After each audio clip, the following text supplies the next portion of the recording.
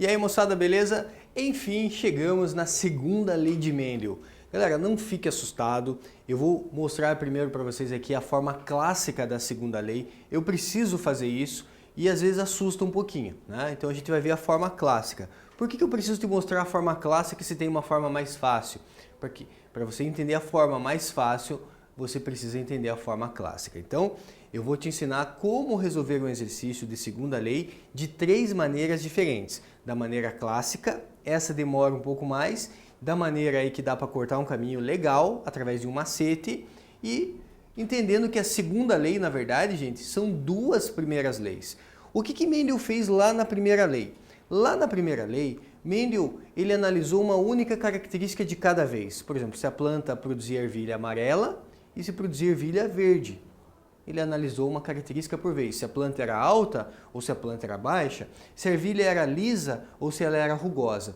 O que Mendel fez aqui na segunda lei foi analisar 2 características simultaneamente. Por exemplo, vamos entender, talvez que Mendel tenha analisado se a ervilha é amarela ou se ela é verde, se a ervilha é lisa ou se ela é enrugada. Enrugada a gente vai usar o termo rugosa, certo?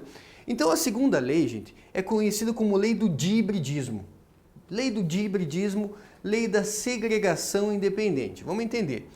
Imagina que eu tenho aqui, ó, vamos colocar aqui a seguinte situação. 2 cromossomos, vamos colocar aqui 2 cromossomos na cor azul, 2 cromossomos aqui na cor vermelha, certo? Eu tenho aqui 2 cromossomos, 2 pares de cromossomos. Vamos entender, de repente, que esse cromossomo vermelho ele tem aqui um gene B. Um gene Bzão, um gene Bzinho. Né? Eles são homólogos, então tem aqui um gene Bzão, ali um gene Bzinho. Vamos supor que esse aqui tem um gene Azão, esse aqui tem um gene Azinho. O que acontece, galera? Olha a genialidade do Mendel, porque na época que Mendel fez esse estudo, ele não conhecia nada sobre meiose, não tinha ainda o estudo da meiose. Mas Mendel falou o seguinte, durante a formação dos gametas ocorre o quê? Ocorre a segregação. Esses gametas se separam. E caso aconteça a separação exatamente desse jeito, vai formar um gameta aqui, o que, galera? Vai formar um gameta aqui Azão com Bzão. E vai formar do outro lado aqui um gameta o quê? Opa! Vai formar um gameta aqui Azinho, né? Com Bzinho. Então, Azão com Bzão. E aqui vai formar um Azinho com Bzinho. Podemos fazer assim, ó. Forma esse gameta. Mas quem me garante que eles estão posicionados dessa maneira? Eles podem estar posicionados, trocados aqui, porque a segregação, hoje nós sabemos que realmente é uma segregação independente. Então quem me garante que vai estar Azão com Bzão? Pode ser que esteja o quê, gente? Pode ser que tenha Azão com Bzinho. E aí você tem essa possibilidade aqui também. E pode ser então que desse lado aqui você tenha a possibilidade de ter o quê? Azinho com Bzão. E aí eu pergunto para vocês, qual é a chance de ter cada um desses gametas? É a mesma, né? É 1/4 ou 25%, 1/4 ou 25%, 1/4 ou 25%, 1/4 ou 25% a chance de formar cada um desses gametas. Então a segunda lei, ela é conhecida como lei do dihibridismo. Hibridismo. Por que é dihibridismo? Porque forma 2 híbridos, ó, Azão, Azinho, Bzão, Bzinho.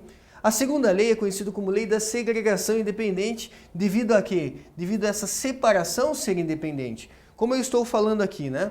De dois cromossomos homólogos diferentes, a segregação desses cromossomos ela é diferente, certo? Então, posso formar aí gameta Azão, Bzão, Azinho, Bzinho, mas posso formar também Azão com Bzinho e Azinho com Bzão com 50% de chance para essa situação, 50% para essa ou 25% para cada uma dessas situações aí. Beleza? Então começamos assim a segunda lei de Mendel. Dá uma olhada aqui, né, na primeira lei, o que Mendel fez na primeira lei para a gente poder avançar na segunda lei.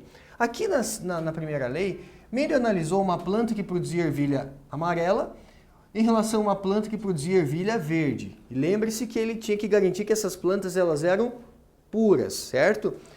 Cruzando essas plantas, ele sabia, né, a uma certa altura, que elas produziam gametas puros. Então essa planta só produzia gameta Vzão, essa planta só produziria gameta Vzinho. E esses gametas fecundam, então nessa geração todo mundo é o quê?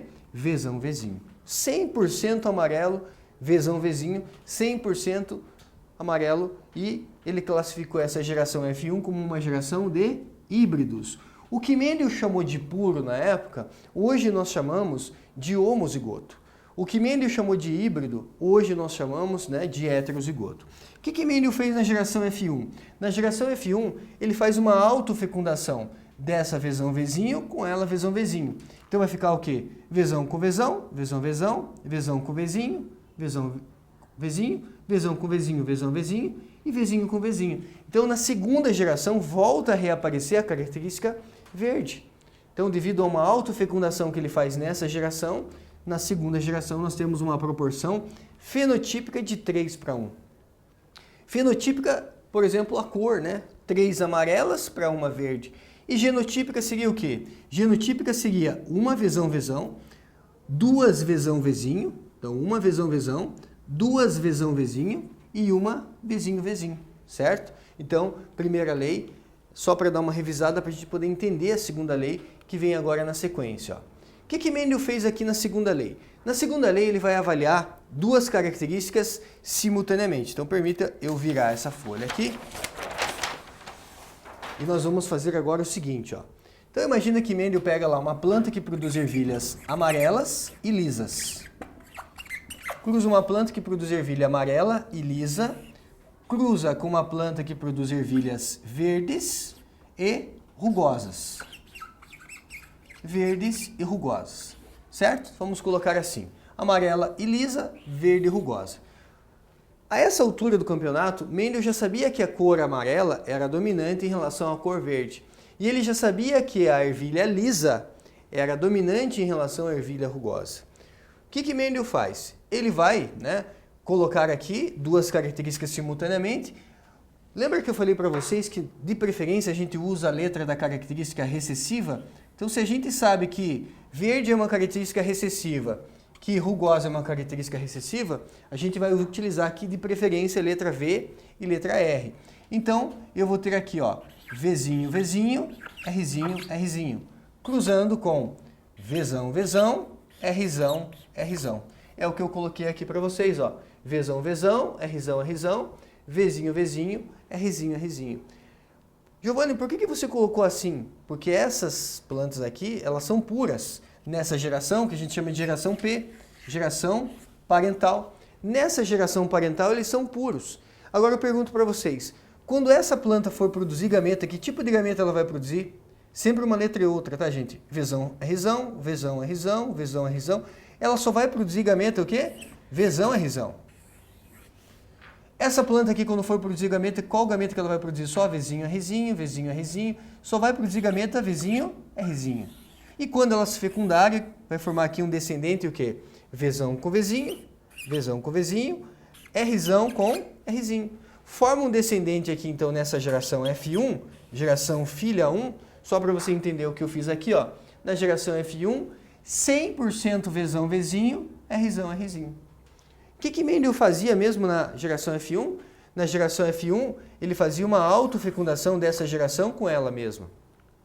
E se eu fizer uma autofecundação dessa geração com ela mesma, vai ser Vzão, Vzinho, Rzão, Rzinho, cruzando com Vzão, Vzinho, Rzão, Rzinho. Caramba, duas características simultâneas. Agora fazer a distributiva não fica muito fácil. Então nós utilizamos aqui o que, gente? A técnica que nós chamamos de quadro de Pinet. E o que é o quadro de Pinet? É você conseguir visualizar de uma maneira mais simples. Então eu pego os gametas de uma planta, coloco na vertical, pego os gametas da outra planta, coloco na horizontal. Me ajude a tirar os gametas aqui, gente. Sempre uma letra e outra, ó. Então Vzão com Rzão vai ser um gameta, Vzão com Rzão. Outro gameta vai ser Vzão com Rzinho, então vai ser Vzão com Rzinho. Vai ser Vzinho com Rzão, então vai ser Vzinho com Rzão. E vai ser Vzinho com Rzinho. Então vai ser aqui Vzinho com Rzinho. Então essa planta pode formar esses 4 tipos de gametas. E essa aqui, são os mesmos, Giovanni. Olha só, Vzão com Rzão, então Vzão, Rzão. Vzão com Rzinho, vai ser Vzão, Rzinho. Vzinho com Rzão, então vou colocar aqui Vzinho com Rzão. E Vzinho com Rzinho, Vzinho com Rzinho. Então elas podem formar os mesmos gametas. E agora é a gente combinar a possibilidade de um gameta Vzão, Rzão fecundar o Vzão Rzão. Mas Vzão Rzão pode fecundar o Vzão Rzinho, mas pode fecundar o Vzinho Rzão. Então nós teremos aí 16 possibilidades, gente. Como que eu faço isso aqui? Então eu peguei os gametos, ó, Vzão Rzão, Vzão Rzinho, Vzinho Rzão, Vzinho Rzinho. Mesma coisa aqui, ó, Vzão Rzão, Vzão Rzinho, Vzinho Rzão, Vzinho Rzinho. Se você já jogou batalha naval, então fica simples. Como que funciona a batalha naval? Coloca o dedo aqui. Quem encontra aqui? É Vzão com Vzão. É Rzão com Rzão. Então fica Vzão, Vzão, Rzão, Rzão. Coloca o dedo aqui, ó. Vzão com Vzão, Rzão, Rzinho. Aqui vai ficar Vzão com Vzinho, Rzão com Rzão.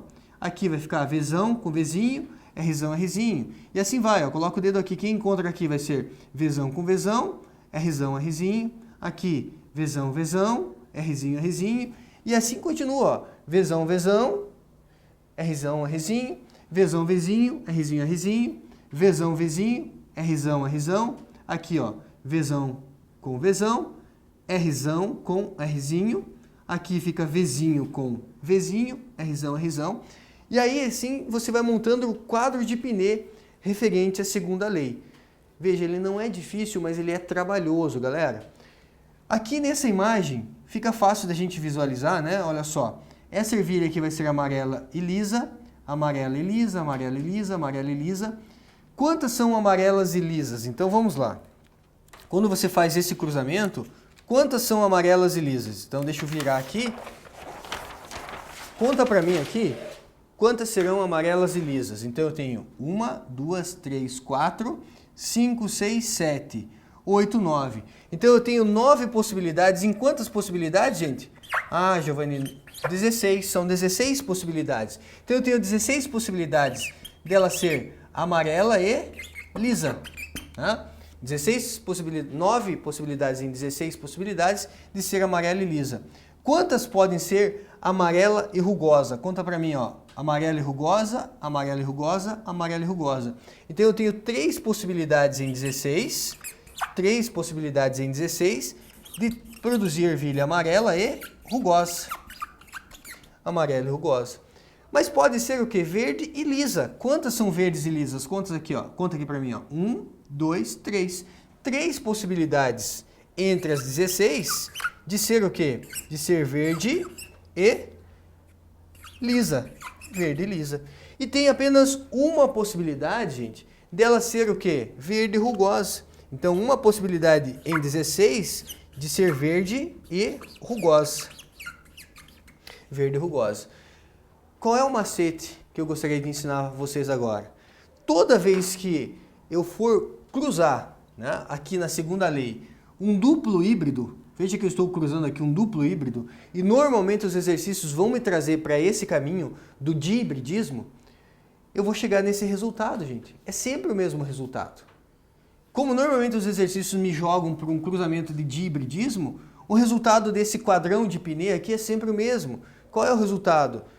9 possibilidades em 16 de ter uma característica que é dominante, porque amarela é uma característica dominante, e lisa é uma característica também dominante.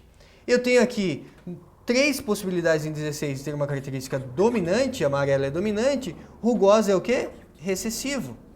Eu tenho 3 possibilidades em 16 de ter uma característica recessiva e a outra dominante. E eu tenho uma única possibilidade dela ser recessivo, ó, de ter as duas características recessivo. Então isso aqui eu vou ensinar a vocês agora é um macete. É um macete. Sempre que você cruzar um duplo híbrido, você vai obter uma característica dominante e dominante. Dominante, recessivo, recessivo, dominante, recessivo, recessivo. Quer ver uma coisa? Vamos resolver esse exercício aqui, ó. Uma linhagem pura de uma variedade de ervilhas de sementes lisas, gene dominante, e flores brancas, gene recessivo, foi cruzada com outra linhagem pura de uma variedade de sementes rugosas, gene recessivo, e de flores roxas, gene dominante. Caso os híbridos, olha só, caso os híbridos sejam fecundados, posteriormente, a proporção de indivíduos com sementes rugosas e flores brancas será a seguinte. Como que eu faço esse exercício? Vamos lá. Primeira vez, você faz uma leitura.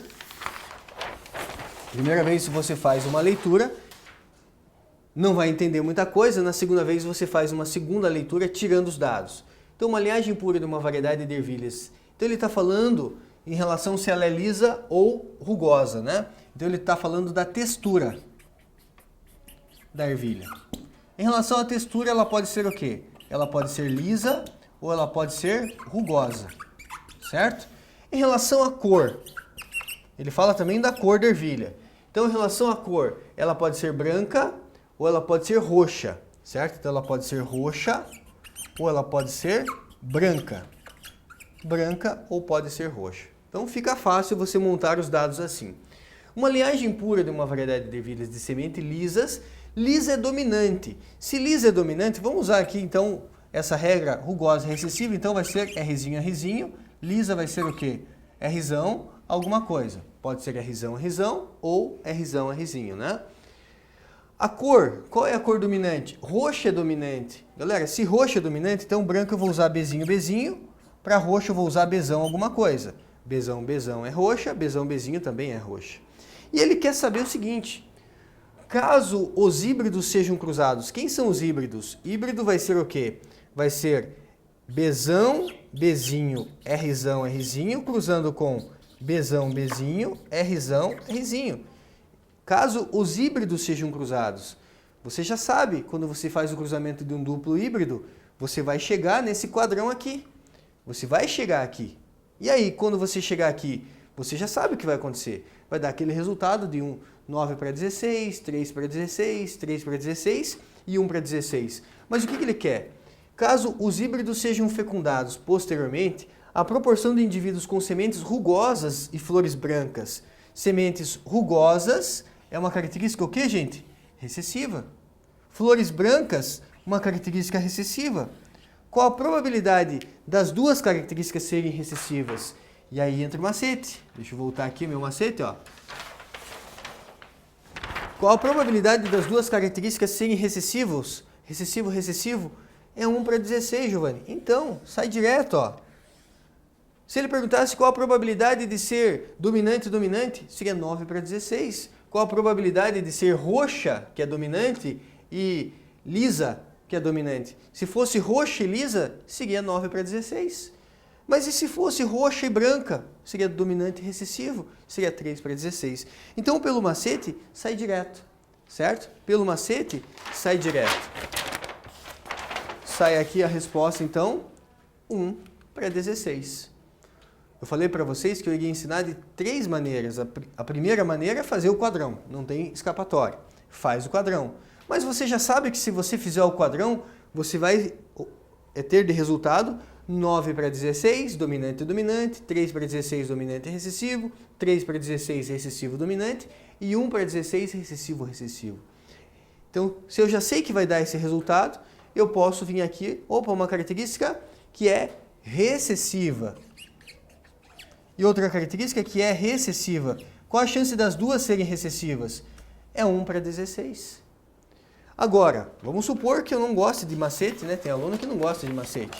Então, o que você faz? Você pega lá, vai cruzar um duplo híbrido, que é Bzão, Bzinho, Rzão, Rzinho, cruzando com Bzão, Bzinho, Rzão, Rzinho. Primeira forma, tiro os gametas, faço o quadrão. Segunda forma, faço o macete. Terceira forma é o seguinte, segunda lei nada mais é do que 2 primeiras leis. Então faça assim, ó, separa o gene Bzão, Bzinho cruzando com Bzão, Bzinho. Separa o gene aqui, ó, Rzão, Rzinho cruzando com Rzão, Rzinho. Vou fazer separado. Como que fica Bzão com Bzão? Bzão, Bzinho com Bzão, Bzinho, ó, Bzão, Bzão, Bzão, Bzão, Bzão com Bzinho, Bzão, Bzinho. Bzinho com Bzão, coloca o dominante sempre na frente, fica Bzão, Bzinho. E Bzinho com Bzinho fica Bzinho, Bzinho. Faz a mesma coisa aqui, ó, distributiva, Rzão com Rzão, Rzão, Rzão. Rzão, Rzinho fica Rzão, Rzinho.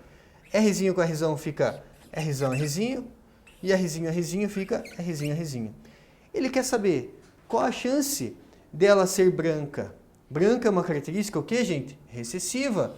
É 1/4. Qual a chance dela ter o quê?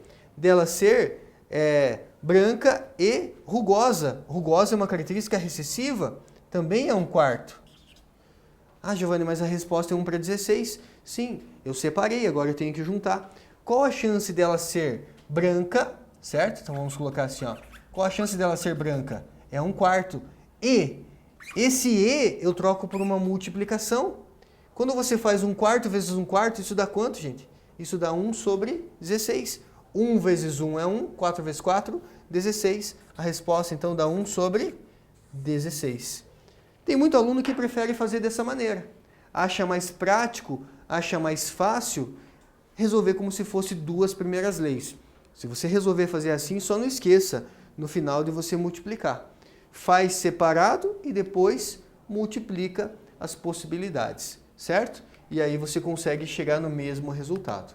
Legal, gente? Então você viu como resolver a segunda lei de 3 maneiras diferentes. Gostaria que você refizesse esse exercício das 3 maneiras, tá? Qualquer dúvida, deixa nos comentários e bora lá para as próximas aulas aí, então, de genética. Um grande abraço, até mais, tchau, tchau.